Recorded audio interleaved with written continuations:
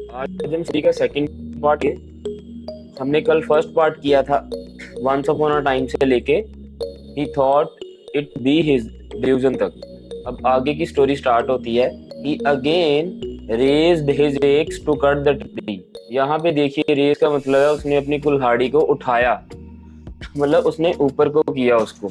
तो यहाँ पे हम इंक्रीज और क्या कहते हैं राइज नहीं यूज कर सकते। उसका कारण ये है रेज हम यूज करते हैं जब हम अपनी मर्जी से कोई चीज उठाते हैं। इंक्रीज और राइज तब यूज होता है जब खुद ब खुद चीजें उठती हैं। But heard the same voice, उसने दोबारा मतलब वही आवाज सुनी जो उसने पहले सुनी थी। Please spare this tree, I beg you not to cut tree. उसने कहा कि कृपया करके इस वृक्ष को बख्श दो, कर दो, मतलब छोड़ दो इसको। I beg you not to cut this tree, मैं आपको कहती हूँ कि इस ट्री को मत काटो। जो वो आवाज आ रही थी वो कह रही थी the weaver was now sure that it was not his delusion but a reality. अब वो श्योर था, द वीवर वही जिसकी बात हो रही है कि वो श्योर था कि अब ये उसका वहम नहीं है बल्कि एक रियलिटी है। यहाँ पर एक रियलिटी है, यहाँ पे बट इसके लिए ही यूज हुआ है, पर इसको आप बल्कि भी कह सकते हो। ठीक है, अगर कहीं पे भी बट यूज होता है कॉन्ट्राडिक्शन करने के लिए, आप वहां पे बल्कि लगाकर भी उसको अंडरस्टैंड कर सकते हो। उसके बाद who are you and why can not I see you. Can't, can not, ये यहाँ पे कैन नॉट की शॉर्ट फॉर्म यूज हुई है, उसकी कॉन्ट्रैक्शन है, मतलब उसको शॉर्ट फॉर्म में लिखा गया है। ऐसी बहुत सी कॉन्ट्रैक्शंस होती हैं जो मैं आपको समझाऊंगा स्टोरी में आते आते, अगर वो स्टोरी में आएंगी। वैसे तो उनकी यूसेज होती ही होती है।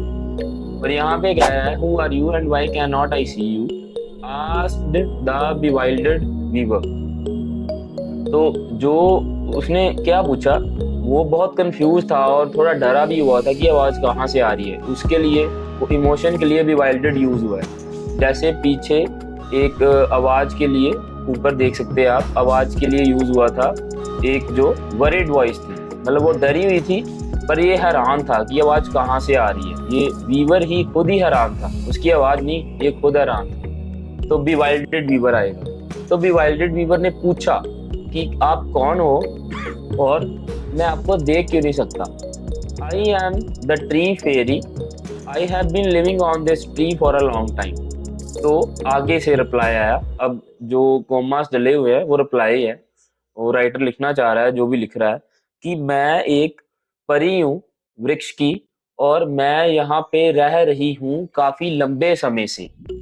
लंबे समय से के लिए यहाँ पे फोर यूज हुआ है। ध्यान रखना, अब जब भी टाइम लगाते हैं कई बार हमें लगता है कि कोई जो पॉइंट है किसी एक स्पेसिफिक टाइम से शुरू हो रहा है तो हम फ्रॉम लगा देते हैं, पर ये ग्रामेटिकली गलत है। अगर हमने कहना है कि कुछ दिनों से काम हो रहा है तो हमें फोर ही लगाना पड़ेगा। जैसे ये कह रहा है कि उस परी ने कहा I have been living on this tree for a long time, I will become homeless if you cut it. तो उसने कहा मैं क्या हो जाऊंगी, बेघर हो जाऊंगी, उसके पास कुछ कोई घर नहीं बचेगा। होमलेस को कहते हैं जिसके पास कोई घर नहीं होता। बिकम हम यूज कर सकते हैं जब हमारी कंडीशन कुछ भी चेंज हो रही है या कोई रियलिटी किसी रियलिटी में चेंज हो रही है, कोई सिचुएशन किसी सिचुएशन में, अलग सिचुएशन में चेंज हो रही है। जैसे हम सिचुएशन का सेंटेंस ही ले सकते हैं कि if we do not work hard this situation can become even worse. अगर हम मेहनत नहीं करते तो ये जो हालात हैं और खराब हो सकते हैं।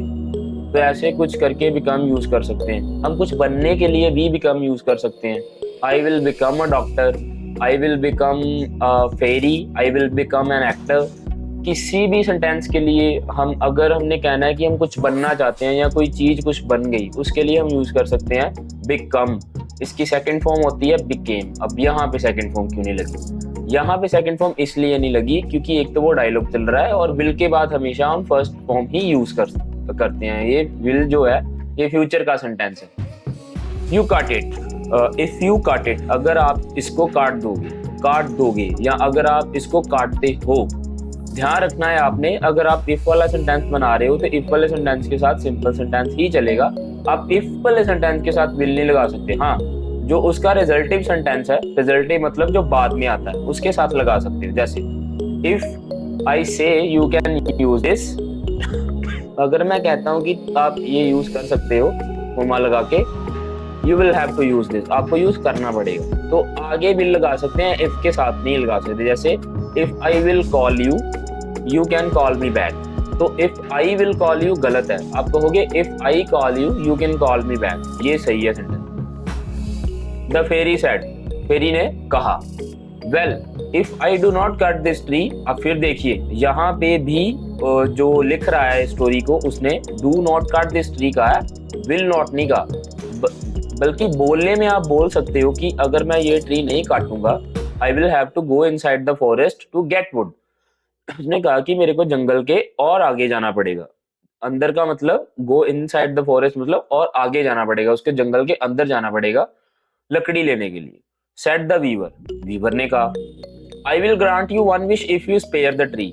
तो उसने कहा, अब देखिए जो ये इंग्लिश में मेन प्रॉब्लम होती है, हम अगर एक सेंटेंस का एक वर्ड का एक मीनिंग निकाल लेते हैं तो समझते हैं कि आगे भी वही मीनिंग है, तो आगे वो मीनिंग नहीं होता। जैसे ये देखिए, I will grant you one wish if you spare the tree, ठीक है। तो अब यहाँ पे जो स्पेयर है मतलब उसने फिर उससे कहा कि अगर आप इस वृक्ष को जाने देते हो, ठीक है, तो मैं आपको एक विश दूंगी, ठीक है, विश दे दूंगी। जैसे ग्रांट मतलब होता है जो चीज हम किसी को सत्कार से देते हैं, उसका हक होता है। तो यहाँ पे उसने कहा कि तेरा हक होगा। I will grant you one wish if you spare the tree, you can wish for anything you like, said the tree fairy, ठीक है। तो उसने आगे से कहा, ध्यान रखना है, हमने डायलॉग पढ़ के पहले देखना है कि वो डायलॉग कौन बोल रहा है, ऐसे हमें कंफ्यूजन होगी। जैसे ये देखो, ऊपर से कोई डायलॉग चल रहा है, तो हम अगर सोचें कि वो ऊपर वाला डायलॉग भी वो फेरी ने ही बोला है या वीवर ने बोला है, तो हमें पहले देखना पड़ेगा सारी लाइन पढ़ने के बाद कि वो डायलॉग कौन बोल रहा है। तो वो जो राइटर लिखेगा वो जरूर बताएगा आपको कि वो जो डायलॉग है वो किसने बोला हुआ है, ताकि आपको कोई कंफ्यूजन ना हो कि जो कॉन्वर्सेशन है वो किन बंदों के बीच में चल रही है। तो इस कंफ्यूजन को दूर करने के लिए कई बार राइटर जो है कई बार पहले लिख देते हैं the weaver said, the tree fairy said, कई बार वो बाद में लिख देते हैं कि ये डायलॉग इसने बोला। अब ये उसने कहा you can wish for anything you like, उसने कहा तुम जो चाहते हो वो मांग सकते हो। सेड द ट्री फेरी, तो किसने कहा, जो ट्री फेरी, जो वो परी जो वृक्ष पे रहती थी, ठीक है। आप ऐसे भी कह सकते हो कि said the fairy of the tree, और ट्री फेरी भी कह सकते हो, मतलब जो वो फेरी जो वृक्ष पे रहती है। तो ये है आज के लिए स्टोरी, आप एक बार इसको फिर पढ़ लेना, यही वीडियो से देख सकते हो। तो मैंने समझा दिया इसका मीनिंग। अब अगले पार्ट में मैं थर्ड पेज आपके साथ करूँगा और हम देखेंगे कि इसके बाद स्टोरी में क्या होता है। ये बहुत इंटरेस्टिंग स्टोरी है, इसके बाद और बहुत कुछ चीज़ें हैं सीखने के लिए, और स्टोरी भी बहुत अच्छी है, इसका रिजल्ट भी बहुत अच्छा है, मोरल बहुत अच्छा है इसका। तो हम देखेंगे आगे वीडियो में, जानेंगे कि इसका क्या होता है स्टोरी में, और सीखेंगे कि नई नई चीज़ें क्या हैं। तो मेरे चैनल को सब्सक्राइब और फॉलो करना मत भूलना गाइस, और या लाइक भी। तो मिलेंगे हम अगली वीडियो में।